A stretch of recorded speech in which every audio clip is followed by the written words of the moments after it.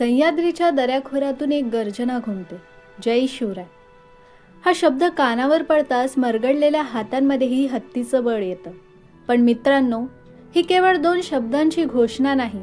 ही घोषणा आहे अंधाराकडून प्रकाशाकडे नेणाऱ्या क्रांतीची. ही घोषणा आहे गुलामीच्या बेड्या तोडून स्वाभिमानाने जगण्याच्या जिद्दीची.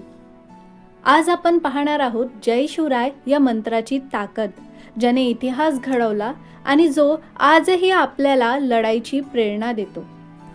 जय शिवराय हे केवळ 2 शब्द नाहीत, हे एक तत्वज्ञान आहे.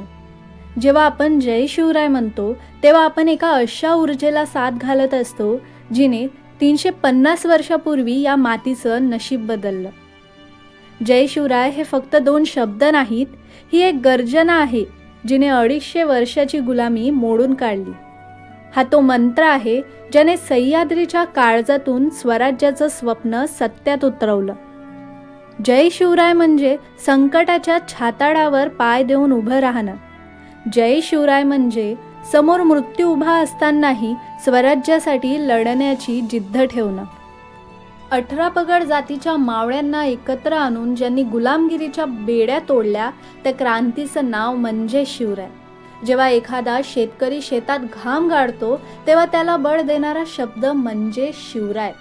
जेव्हा एखादी बहीण निर्भयपणे रात्रीची बाहेर पडते तेव्हा तिच्या सुरक्षेचा विश्वास म्हणजे शिवराय.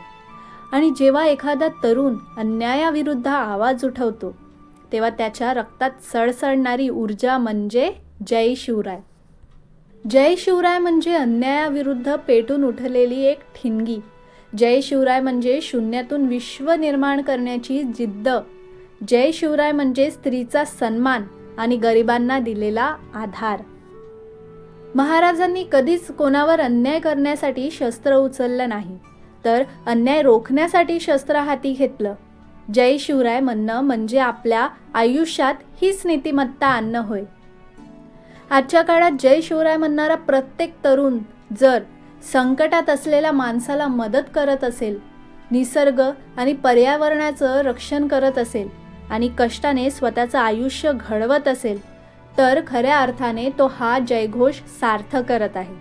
हा शब्द आपल्याला द्वेष करायला लावत नाही, तर प्रेम आणि आदर करायला शिकवतो.